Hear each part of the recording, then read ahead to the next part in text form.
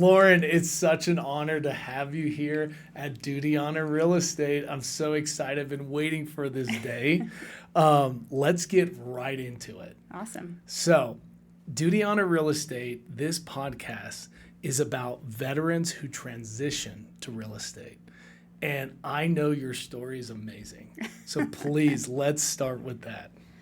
Well, I graduated from the Naval Academy, beat Army, just to say it up front. And I spent 10 years on active duty. I was a service warfare officer for a period of time until I got my qualification. And then I transitioned into public affairs. And that's where I spent the majority of my time in the Navy. It was really a great experience. I worked at the Pentagon. I worked in Singapore and throughout Southeast Asia. I was in Guantanamo Bay. So I had a lot of great experiences.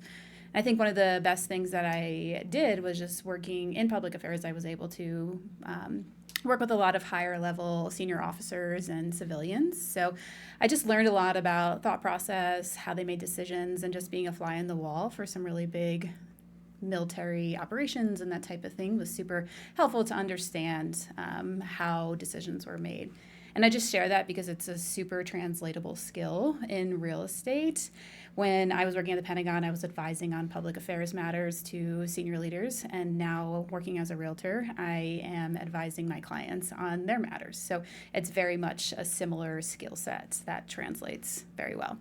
How did I get into real estate? Well, I got off active duty at the end of 2016, and then my then boyfriend, now husband, and I moved from the DC area to Denver, Colorado. We decided that we wanted a little bit more balance, work-life balance in our life instead of being in the Beltway bubble working all the time where we were in DC. So we've been here since the end of 2016 and loved it. I kind of took my time out of getting out of the military. I did not jump right into, a consulting role or anything like that. It just never felt like a good fit for me. So I spent some time just doing some startup stuff. I was finishing my master's at the War College and really just used the time outside of the Navy to explore different opportunities in different career fields. One of the interesting things about that, though, is I had bought my first home when I was 22, just at graduating from the Naval Academy. And I sold it about a year and a half before I got off active duty. And the proceeds from that sale actually enabled me to just take my time after I got active duty to explore those career fields. I didn't feel pressured to get a job right away or anything like that. So finished my master's, went back to school for some other training, and then just decided to get a job. That lasted about 8 months. I realized I was not a cubicle warrior. I felt very stunted, and no growth opportunity. And I can remember it was December 27th, 2018, and I had just gotten back from a very quick trip for the holidays to the East Coast because I only had a couple days off. And I just remember thinking, like, what am I doing with my life, going to this same job and just not feeling fulfilled. And instead of working that day, I just spent the entire day learning about real estate. The next thing I knew, I was enrolled in real estate school. I used my GI Bill to get my real estate license, which was a really great thing because it gave me a buffer. The way I went to school, I actually went to a community college, and I was able to get my full GI Bill for that semester. And the money that I had made through that GI Bill enabled me to start up my real estate business that spring of May 2019. Wow. I mean, just in that transition from when you were in Singapore all the way to now, I mean, there's so many golden nuggets.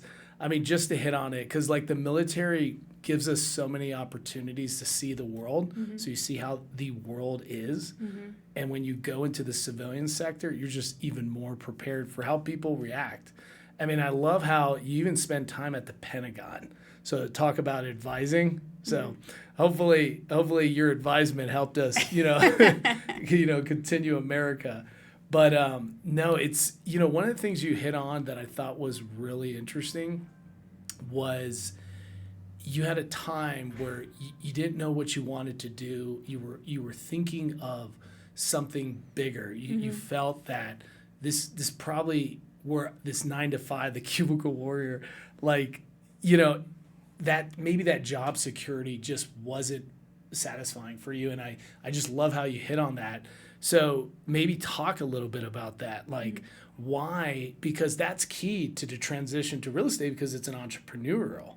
So what was there? Like, what was eating you alive? Yeah, I think when I transitioned into public affairs in the Navy, one of the reasons why I did so was like, oh, it's a transferable skill. I can use this if I decide to get out of the Navy. And I never thought I was going to get out of the Navy, but you grow and learn and life changes, and I made that decision.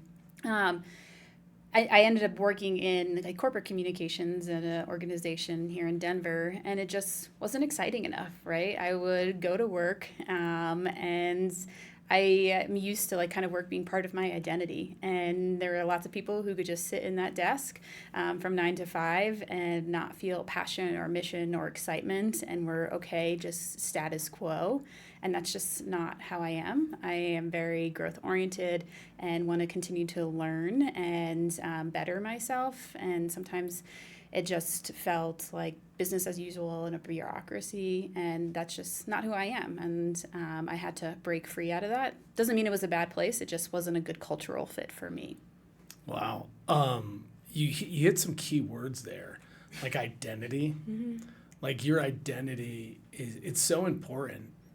Because as veterans, we're in this microcosm of being in the military, and we're all, you could say one not like the other, or we're all the same, like when you're in formation. And when you get out, that's your only time to really discover, I think, your identity, because it's hard to be it's hard to have identity in the military. And so when you get that little purgatory, if you will, that time, that's so important to discover it. So it's great to hear, because I had the same challenge.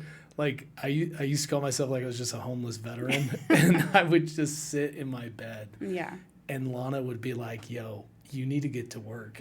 And I was trying to figure out my identity, and I was debating between like, should I go to a top MBA school, then go to like some consultant firm or whatever, and I just knew that wasn't for me because my identity just didn't resonate with that.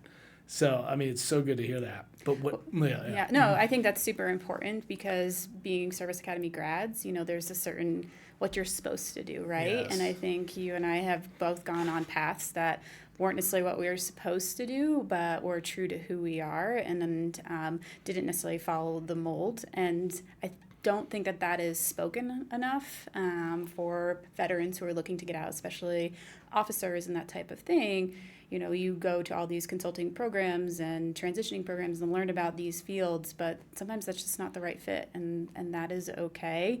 I don't think veterans get enough permission to explore different career fields outside of the white-collar jobs too. Yeah. That's just such good, just observation, self-reflection of your time in the military. But what I also felt, in your transition, is that you had the foresight to use your VA loan right after the academy. I wouldn't be surprised if you used it during the academy. But that's huge, because it talks about how you have to think about, because you're going to make a transition, and transitioning is the most vulnerable time for anyone. Yeah. And you were like talk about that. Why, what made you? Because that's something that I think people need to know about. What are some specific steps or resources to help mitigate risk when you transition? Yeah. Well, I think it's important to kind of share the story of when I bought my home. Yeah. So I graduated in May of 2008, and moved out to San Diego, had a rental, and I always grew up with kind of helping my dad around the house, doing projects, that type of thing. And I remember just as a young child, he'd tell me to buy real estate early. He had his license, but he didn't practice, but he would just always encourage me to buy. So when I was able to finally use my VA loan just a couple months after graduating, I started looking for a home and ended up buying a condo about 20 minutes east of downtown San Diego. And I bought it for $200,000. Doesn't exist. I bought it for $200,000 on December 31st, 2008, which was kind of at the height of the Great Recession and everything like that. And real estate prices were crashing all around me. But I felt confident in the job that I had. I knew that I had job security being a brand new junior officer in the Navy for a couple of years. I knew that I could afford it, and I was only going to continue to have a higher salary. So I went off and bought that condo, and it was really the best thing that I did. I loved the experience, just kind of looking at properties and that type of thing. And I bought the home, and I owned it from 2008 until I think I sold it in 2015. Funny enough, I sold it when I was stationed in Singapore, and I did not even talk to my realtor. He was actually my property manager, which isn't something in hindsight. There's a lot of mistakes I met buying and selling my property. But I did it all online. Like, I never even talked to him. It was all via email. And the reason why I decided to sell when I did, I could have held on to it and continued keeping it as a rental. I sold it because I had lived within it with 2 of the past 5 years. So all the gains that I made would have been tax-free, or was tax-free. And so I was able to use those profits and just keep it in my account. And when I got out of the Navy, that was there. That was like probably 6, 7, 8 months worth of a salary to pay my bills at that time, for allowed me to explore and everything like that during that post-Navy transition. And I think you and I, we joined the military when we were 18 years old, and I got out when I was 31. So I didn't know anything different. I had never taken a real bet on myself, and that was what owning real estate allowed me to do, was to take a pause, reflect, and figure out what's next. Man, I love hearing every veteran's first real estate transaction, and the fact you bought in a primary market $200,000 when the world was ending is just incredible. Yeah. But it stems from your dad, who gave you that idea. And to me, when I hear that, I think of network, because network doesn't have to be a business partner or something like that. Like, it could be your family, your friend, who gives you that idea. And that's what, like, this community, Duty Honor Real Estate, is really thriving with each other to prompt the question, to maximize the benefits. So that's so cool. And it's so funny, me being a father to my daughter, I'm definitely going to tell her the same thing.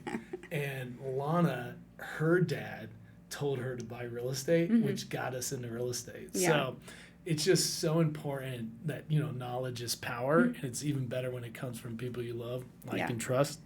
I want to jump in on that, because I do think it's super important. What actually got me into real estate was another veteran. So I was at like a veteran-specific job networking happy hour thing that my husband was presenting at. And I was talking to another realtor who was right next to his booth, and I was like, I've always thought about getting into real estate, but I just never, but he told me, he's like, you'd be good at it, you should do it. And the next thing I know, 3 months later, I was in a class getting my real estate license, and within 6 months I quit my job and was a full-time real estate agent. Boom. It's always having that battle buddy. Yeah. I don't know if you guys say that in the Navy. In the Army, we have battle buddies. Maybe shipmates. Shipmate. Your shipmate helped you out there. No, that's good. What's also good that I love that you were talking about is that in the military, and I always tell people, like, think of a Monopoly board. That's the world. And the Army lets you roll the dice and you fall on whatever base, right? And then you have an opportunity to buy a house there, right? And what allows you to buy the house is the fact that you have the security of the United States Army, military, Navy, whatever, and you have this thing called a VA loan. And it's like, and there's just not enough education about that. No. There's not. And I have my theories why. But this community will change that. You will change that. Now, you were illustrating so many cool characteristics of the VA loan. I imagine you have some, like, tips and tricks, just how to, because in the military they give us SOPs, right? And so I imagine how to leverage the VA loan so it can effectively maximize benefits for veterans who sacrifice for them. Mm-hmm. I think the most important thing is to use it, right? There's so many veterans out there that don't use their VA loan. And so this is an incredible opportunity to, one, stabilize monthly payments and own a property and grow wealth. And I don't think that enough veterans are educated or informed about how to actually use it. It's a lot less scary than it may seem. Yeah. I think there's a lot of maybe myths and stereotypes out there. But I've had more veterans buy this year than I've had in the past couple of years. And I think the market that we are currently in is very friendly to veterans. There's a lot of opportunities. The biggest challenge I see, especially sometimes with my veteran buyers, is the inflexibility of understanding that you have to get into the market to get up in the market. Ooh. And that's something that I'm very big on, because I think a lot of people want to jump from an apartment to a single family home. And for many, that is not the right jump, whether you're a veteran or not. But I think you need to buy what you can today so you can buy what you want tomorrow. And if you don't get into the market today, you may never be able to get into the market. I mean, I'm here jotting away right here. You just dropping bombs like it's a Navy ship or something. But no, I love what you're saying. I mean, you're pretty much saying, like, just do it.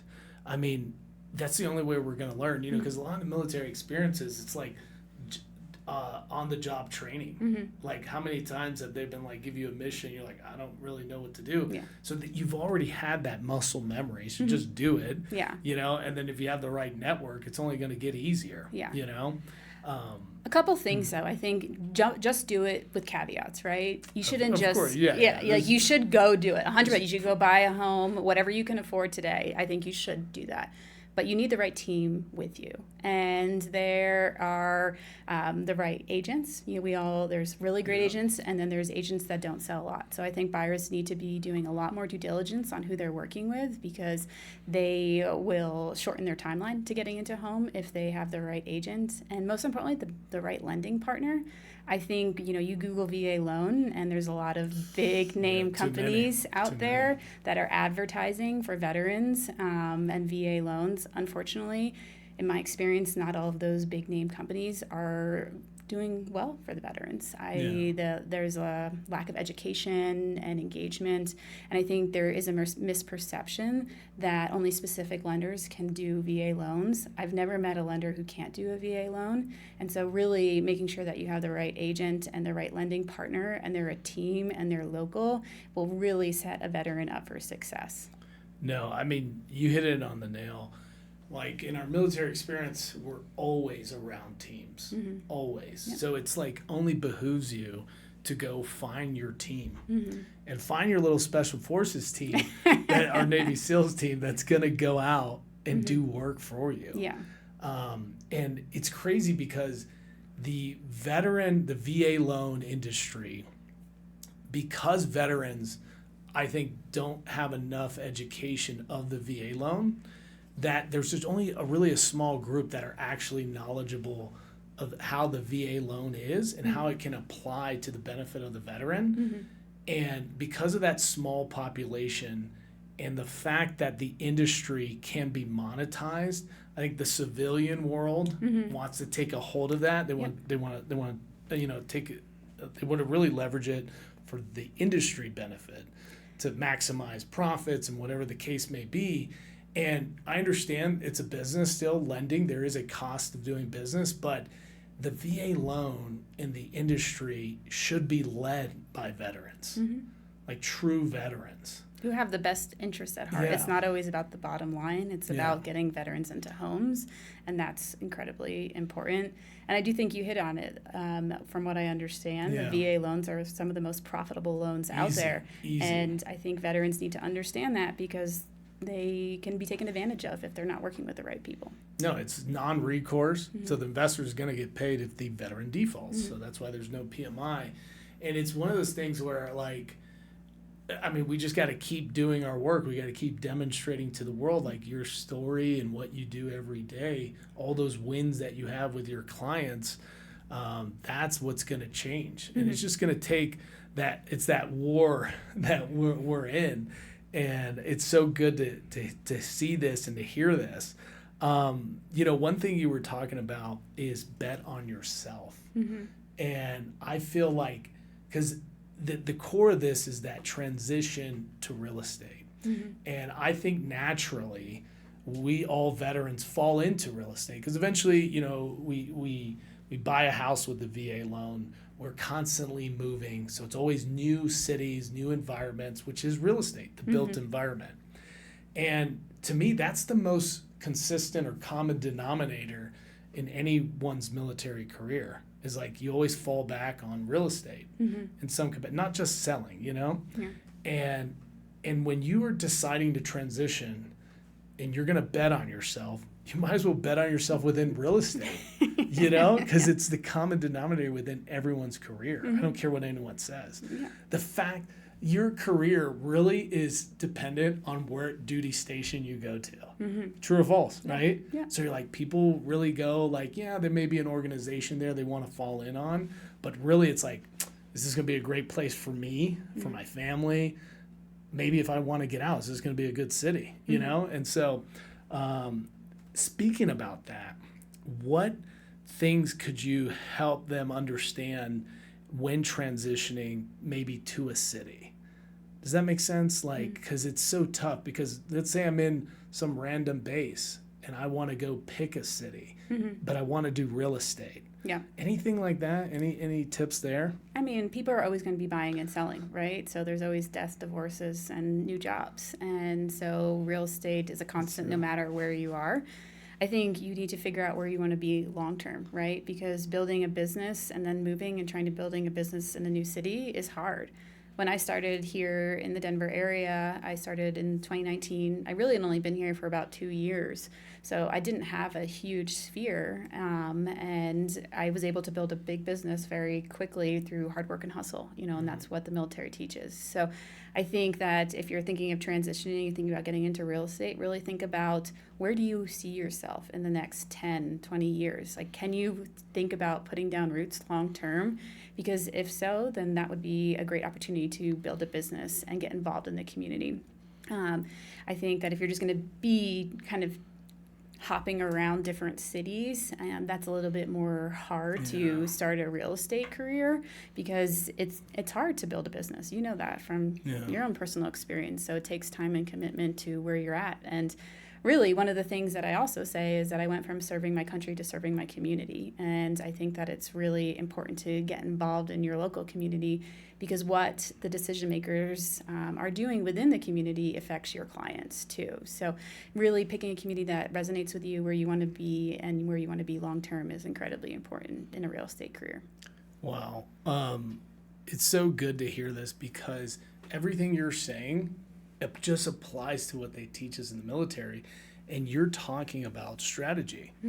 And, everyone, I feel like as I get older and I start meeting great professionals like you, the common thing keeps coming up is like, service is king, right? Servicing, executing how well you are in your skill. But what's God is strategy. Yep. And because if you don't know where you're going, what are the in the Army we call it the lines of effort, that goes towards this strategic end state. Yep. Like you're lost. You're just a lost lieutenant, Yep. And so, but that's just so cool. So, you gave all these tips. So now let's talk about being a real estate agent, right? Because you transition, now you're an agent. Let's get right into it. What experiences that you had, both good or bad, that really kind of like helped you in your career? And when I say the experiences, like military, like what military experience really helped you in the good and the bad of being in real estate? Because I think that's going to be huge. Yeah, I would say, persistence and never giving up. So when I made the decision to get into real estate, my husband told me that I had burned the boats, right? So there was no turning back. I was out on my own and I had to figure it out, because there really wasn't another career that interested me at that time that wouldn't just be soul sucking, in an office. So I would say that drive, like I talked about earlier, hard work, hustle, constant growth. I'm very growth minded. So surrounding myself around people who are doing bigger things than me, I just soak it up like a sponge, because then I am able to process it and figure out how to adapt and use those insights in my own business. So I think when you're first starting out, you may make sure you're around the right people, and make sure that you have a support system and that you're very confident in what you want, because this job is hard. The past couple of years have not been easy, especially with the markets changing up, down, left, and right, and the demands that have been placed on agents. It's been challenging. It's sometimes, I loved crisis when I was in the military. I love chaos and crisis. But the nice thing about it, in some ways, there was a start and end to it, right? But in real estate, it's kind of constant chaos and crisis and evolution that you don't really always get a pause, right? A break or a breather, because you're adapting to new economic and market conditions. So it's been trying at times, and trying to figure out how do you make it sustainable after you've been in it for a period of time is kind of what I'm focused on now. No, that's top level stuff you're talking about. And it's so good that you're starting with that. Mm-hmm. Because I would say in the military, and I would say that there's no industry where you could be 18 years old, and they just drop you in the middle of Iraq, and you're just getting this tsunami of experience from your organization to the missions to just the culture of the Army or the mm-hmm. Navy or whatever, that will prepare you beyond. Mm-hmm. And we don't appreciate it when we're in.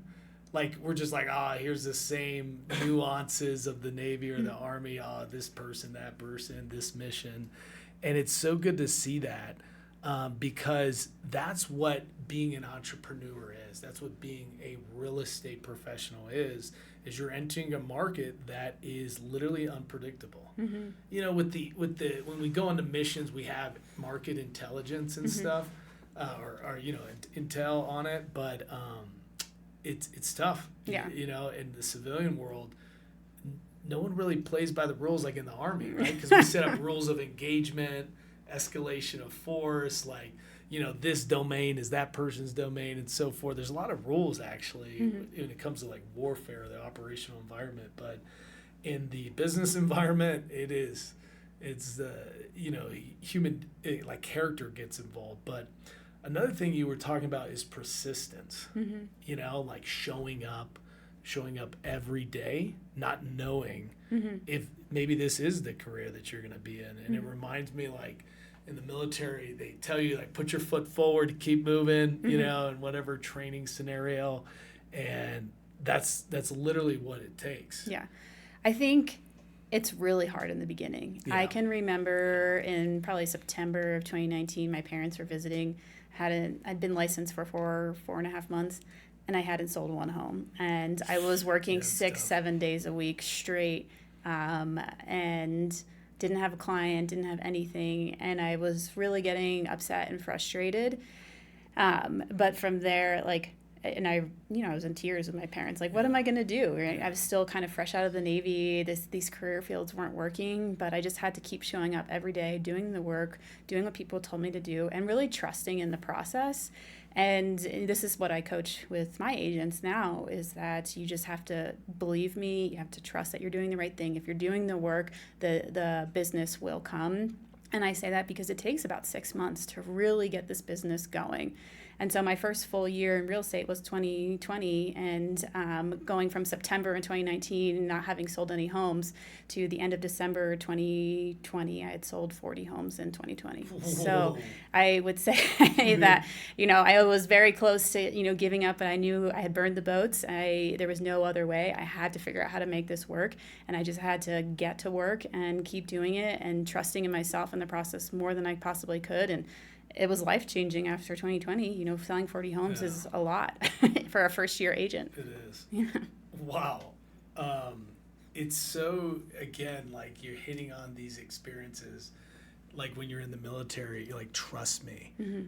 that we're going to make it. Yeah. Like, the mission's almost done. Mm-hmm. The target's right there, whatever, right?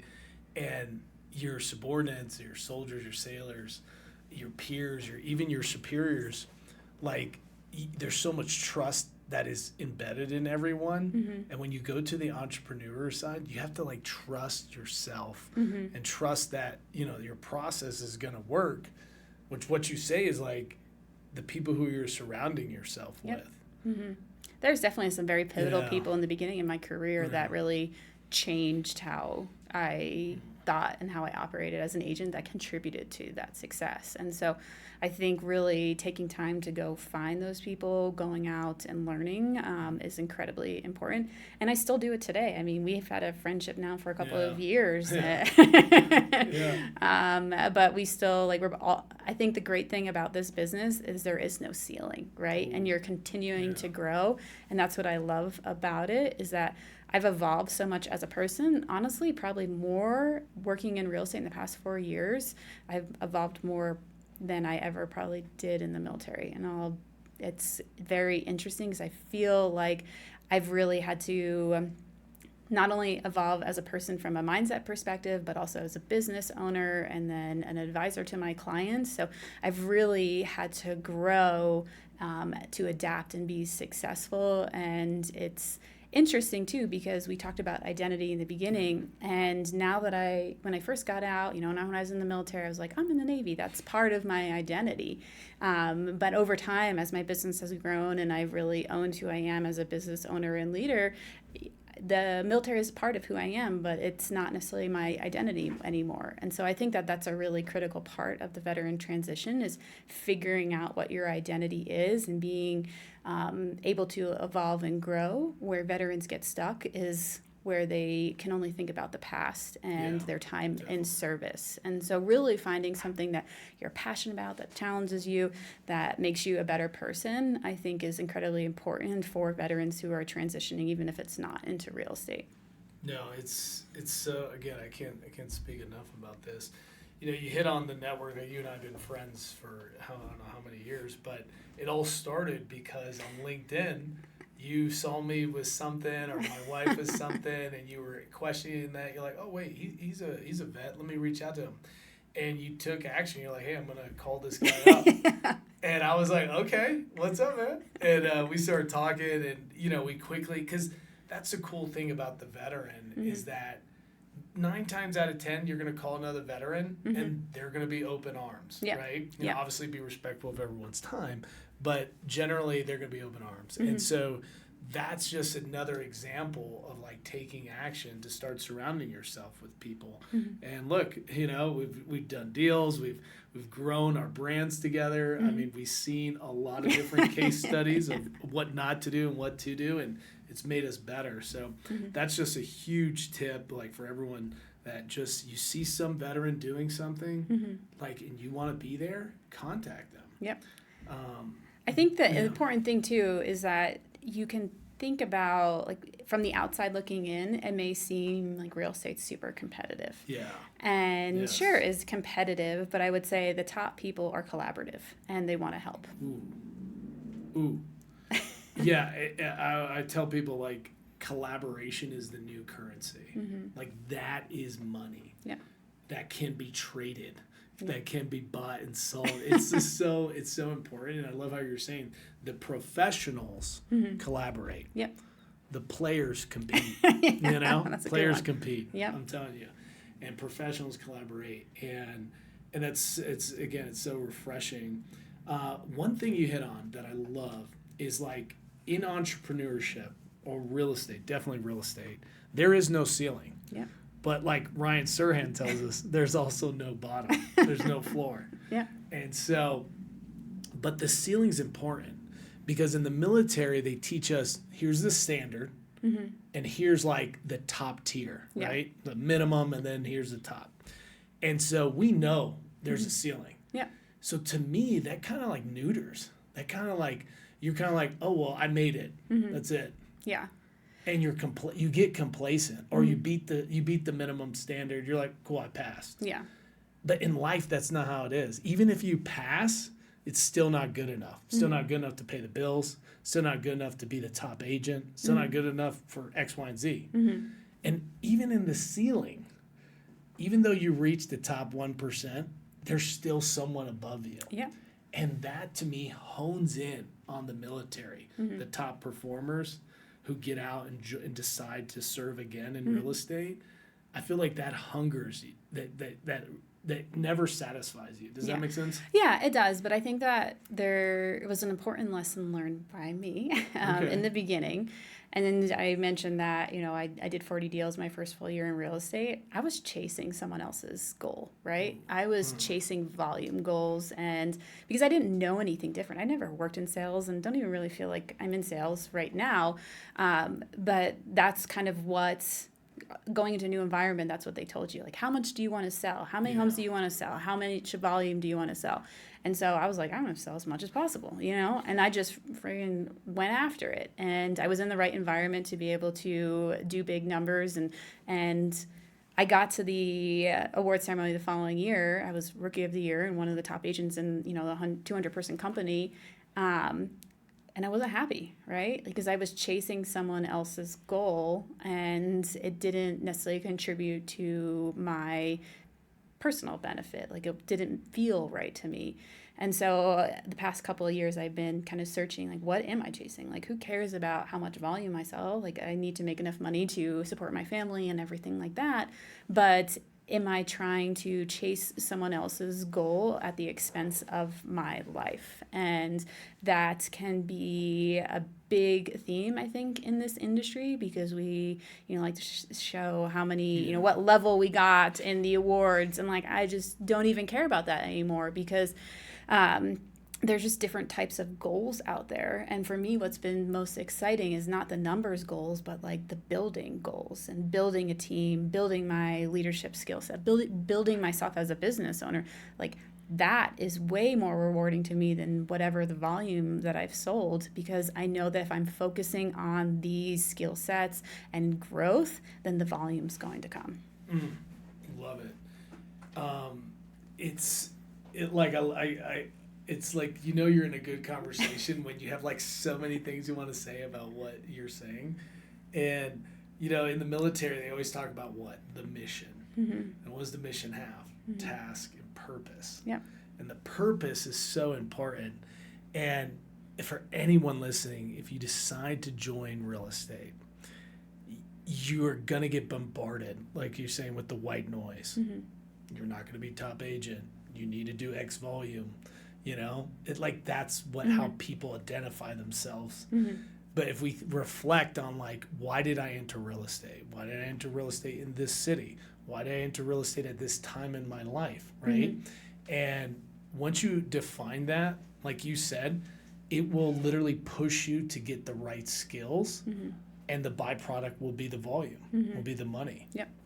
And so it's so important that people really think about what is your purpose in real estate, because we know the effects that success in real estate can have to your family, to you, your health, to your health. Yeah. Oh, the negative. We haven't talked about the Talk negative about the stress and the health. yeah. I mean, I have no hair.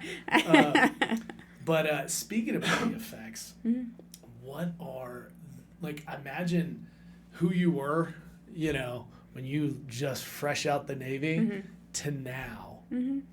It's just changed your life. Yeah. Can you talk about that, like, personally, professionally? Yeah, I mean, the economy's changing, right? And I was listening to a podcast when I was coming here about the end of the resignation era, and I just think about control, right?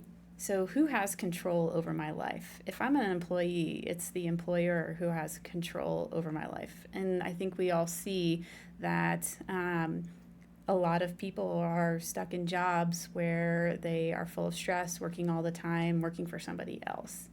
And for me, I am in control, right? Yes, there are different dynamics that influence how I run my business, like market conditions. But ultimately, I'm the one who's setting the direction where I want to go. I'm the one who's making money or not making money, and I can control all of that regardless of the market conditions. It's all about the habits and the daily activities that I do determine, my success. And so I think that is really important, that I can dictate where I want to go, how much I want to work, how much money I want to make, that type of thing, as an entrepreneur. So real estate has allowed me to, see a different side, and to have time off if I want to have time off, or work hard if I want to work hard. And it's just an incredible. I'm the driver of my own ship. You sail your ship, I guess. Yeah. But no. And, I've never heard that. Mm-hmm. Like, control affects your life. Mm-hmm. Some sort of, whoever has autonomy, mm-hmm. or whatever environment has autonomy of you, will affect you and your family and whatever, yep. forever. Mm-hmm. And it's so funny, like that, I haven't heard anyone say that, mm-hmm. like how the industry, impacts your life, and it stems with control, mm-hmm. And it's so, it's one of those things, because we've been controlled our whole lives in the military, that you just fall in. Mm-hmm. You're complacent, you're used to that. Yeah. And even though that's good, because within that control, like I said, there's like standards and all mm-hmm. that stuff, and you become the best within the controlled environment. Yeah. Which makes us incredible to go to the business world in a corporate setting. Mm-hmm. It's the same thing, just with suits. Yeah. And blouses or whatever. And so, and that control affects your life. But when you hit the entrepreneur world, mm-hmm. you have all the you have all the control, which is an opportunity, but also a challenge. Yeah. Yeah. But then you hit it again when you were like, you got to have the habits. Mm-hmm. And really what you're saying is you got to have the discipline. Yep. Because if you don't have the habits, which are discipline, your life is out of control. Mm-hmm. And speaking about that, how like any habits, like how do you form habits? Yeah, we have these instinctive habits that we create in the military, mm-hmm. but now you have to like try to transition them to an agent setting in your case. Mm-hmm. And I feel like you definitely can take those military habits, but then you just overlay them on mm-hmm. the civilian sector, right? Yeah. Mm-hmm. Like, what is your take? I mean, I think the biggest thing is once you become an entrepreneur, you have to think like you're still an employee. You have to show up, work on time. You have to do the work. You can't just like go off and do a couple things and then, GTL. yeah, no GTL, especially in the beginning. Like you have to show up, do the work, be present, and continue to grow. And then from there, like once you start developing the skills, it's building new skills, right? So you learn how to write contracts, you learn how to find clients, you learn how to talk to people and negotiate. And then from there, it's, well, who am I? Like, what is this business direction I want to go on? So it's like constant growth and introspection that I think is critical and also exciting because like I said in the beginning, there's no ceiling, and you where you want to go, you can do anything you want in this industry. What's your favorite habit? What's my favorite habit? Or what's the most effective habit? Because sometimes mm-hmm. favorite habits are like your unfavorite, or like, Yeah, I think one of the things that's really transformed my business, especially this year, is being a little bit more disciplined with my time. Yeah. We've talked about it before. The past couple of years have just been whack-a-mole, right? No inventory, crazy demand from buyers. Like, if I get a text from a client, they want to see a house, I look at it, I'm like, we got to go now, like I got to drop everything, I got to go show you this house. And as a result, the infrastructure of my business wasn't necessarily where it needed to be. And so I feel actually incredibly grateful for this current market because it's given me the time and space to build a true foundation of my business and my growing team to really be able to scale in the future that I would never have had if the market continued to be the pure chaos and craziness it was over the past couple of years. So if anything, like this current market has been incredible, because able to reflect back on being business owners and building the discipline and the infrastructure to build a true business, and not a business that is responsive to our clients, but is we are also in more control of. Using the theme time probably is the number one habit. Yeah. Because any habits take time, and time allows you to focus. And where focus goes, energy goes. Yeah. Right? And I'm going to take that as the only habit people need to understand.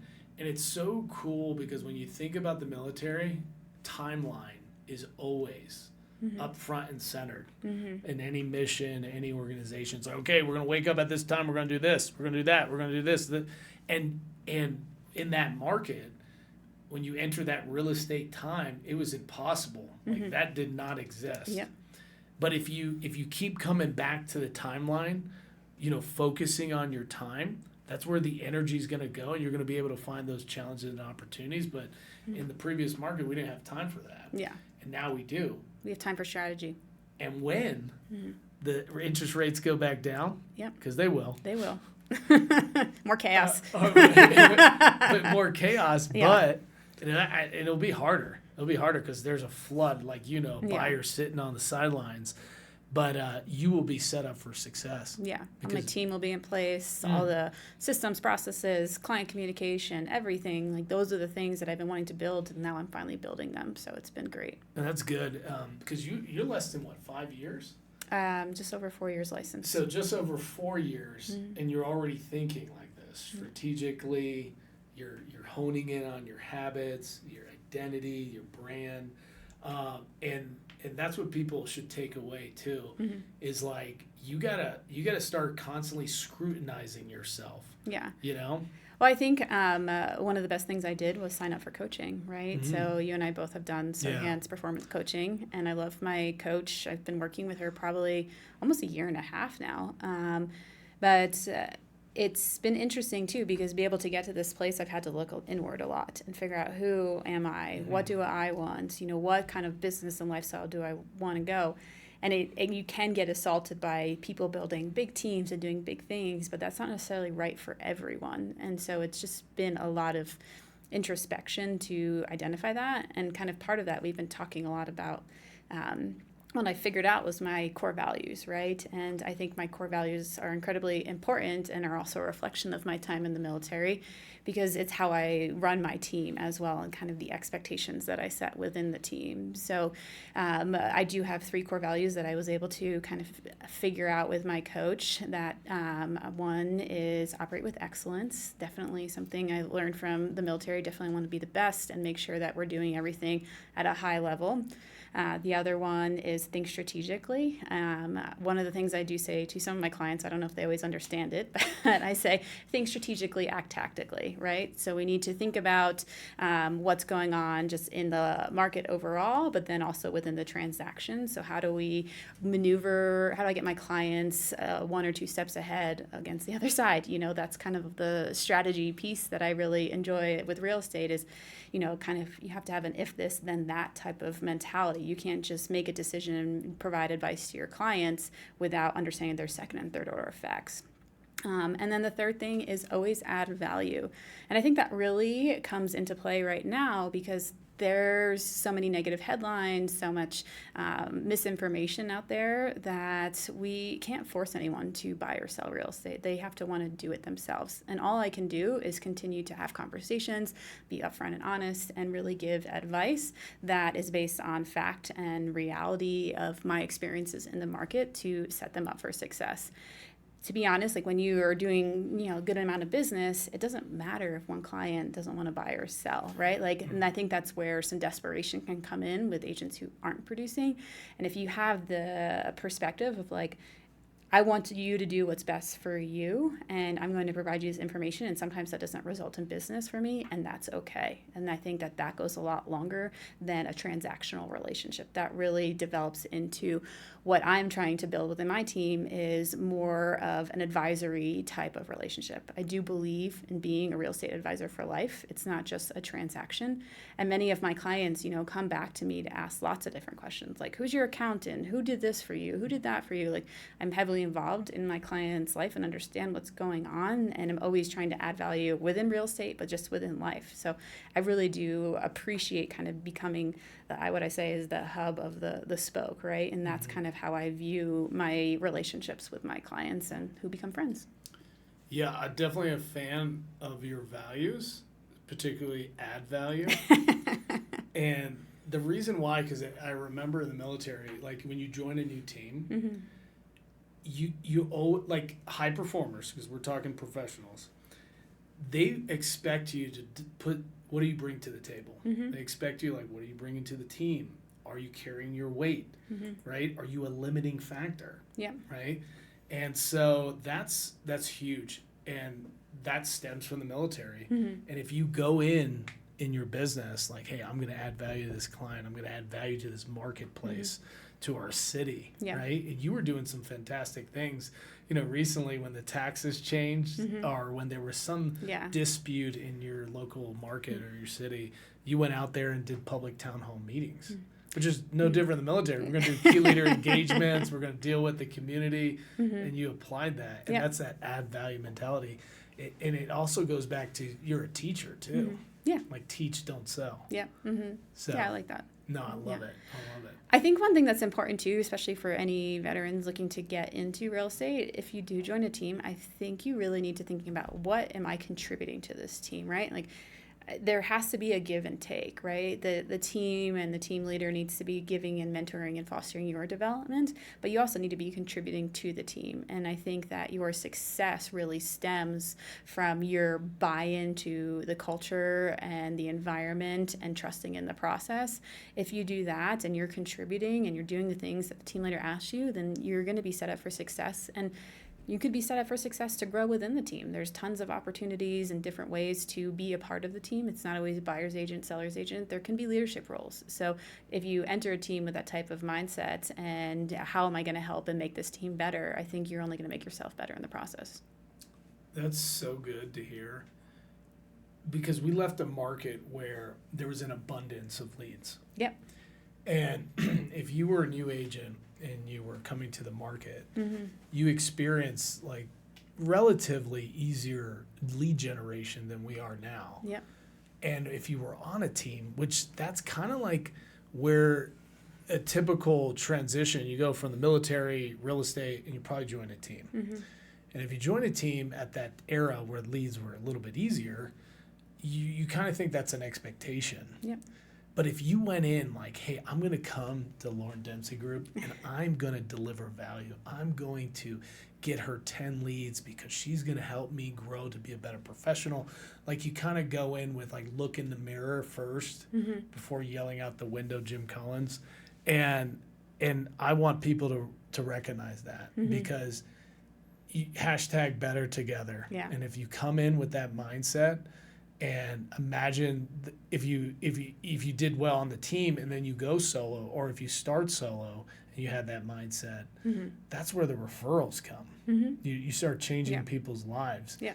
And if you go with that mentality from the beginning, like, you'll never grow because you're always entitled. Yeah. What are you going to give me? Yeah, what are you going to... Yeah. Yeah. I think that's pretty big. And I mean, I don't give leads on my team. I teach people how to fish. And, once you learn how to fish, then you have consistent business and don't have to worry about the market. It's so important.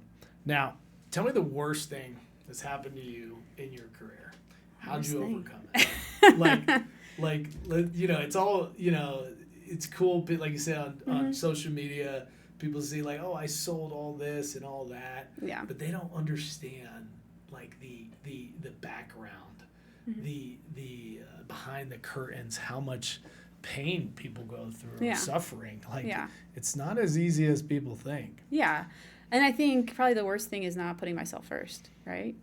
Because you put your business first when you begin, and then, relationships can suffer and health can suffer, and that's something that I've had to learn, especially in my first year. Like, it was all business all the time, and I wasn't paying attention to other things around me because I was chasing this number goal, and at all costs.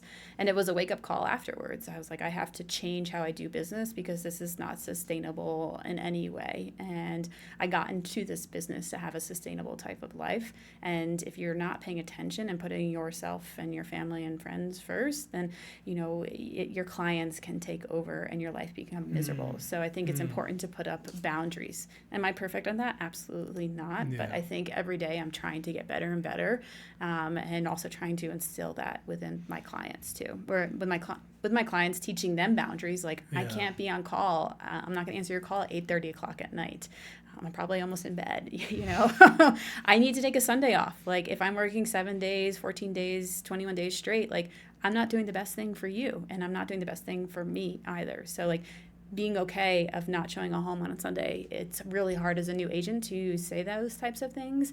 But once you put those boundaries up, like, people start to respect them. Wow. It reminds me, I always say, like, don't take my kindness for weakness. Don't really apply that to your customers or clients. But no, like, you come into the business as a selfless servant, as a servant leadership. Yeah. And you need to quickly understand that because there's some great opportunities there, but there's some challenges which will make your life hell if you don't understand how to control that. Because we want to serve, we want to be there, but if not, it's gonna destroy you. So what was the most rewarding aspect of real estate? I honestly, when I think about it, like, selling those 40 homes my first year was that was the hardest year. Like, that was hard. But it was also rewarding, right? Like, I showed that I could do whatever I put my mind to. And, it was definitely one of the top biggest accomplishments that I've had in my life, I would say, because it was so much work and it was so hard, but I did it, and it gave me the confidence and the knowledge to continue to have a strong career. And I would say, this year has been formidable too, like, having to completely reevaluate my business, my structure, put in new habits as well.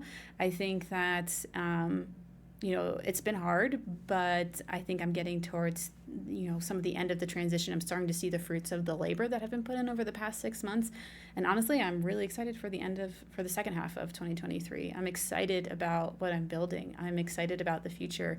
And I'm excited about the person that this industry has really made me. I'm a completely different person, and I am in a very positive way. I'm just really excited about the growth that I have realized being in real estate, and excited about the future. No, I love it because people, and we know in this era, like, people want this instant satisfaction. They don't want to delay that for something even bigger. And you talk about it because you're still getting a return. Let's say, yes, there's going to be money involved. Yes, you're going to get compensated. But the real compensation is you becoming a better person, a better professional, a better veteran, right? And that's so good to hear because that's what entrepreneurship's about. That's really what real estate's about, is playing the game. This is a game that we all play, and you're just becoming better. And yes, you may not get a check sometimes. You may get a check sometimes, but if you learn, the checks will come. The checks will come, and so it's so good to hear. Now, as we conclude, like, what is that final thought you want to leave everyone? Yeah, I think don't be afraid to do what you're not supposed to do, right? And take a bet on yourself. I think we are all conditioned, especially in the military, of what we should be doing after the military, and it's okay to take a different path. Yeah, that's good. Because I'm like, did I do that? And it's a good question because you're questioning the norm or the status quo. And betting on yourself, it's like, we got one life. And it's funny, I always tell military people, I'm like, you jump out of planes, you swim in the deep waters, or you fly in the sky, and you still don't want to take a bet on yourself after the military. Yeah. You took a bet for the country. Yeah. It's time for you. It's you time. Yeah. It's your time. Yeah. Yeah. I think that if someone is thinking about getting in real estate, like, understand it's not as glamorous as it makes it out to be on TV, and also understand that you may not get a paycheck for the first 6 to 8 months. So make sure you have finances prepared. Maybe it's support or just savings, or maybe you sell a property.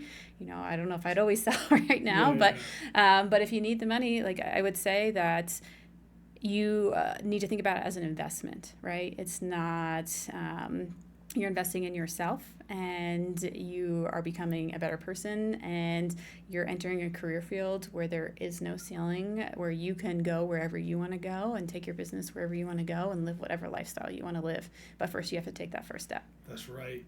And bet on yourself. But I'll tell the audience what they should do. Okay. And they should follow Lauryn on every platform, particularly LinkedIn. She's dominating on LinkedIn. I'm an avid follower, and I can't wait to see what else is in store for Lauryn this year. So thank you so much for coming on. Thanks, Brian, for having me. Of course.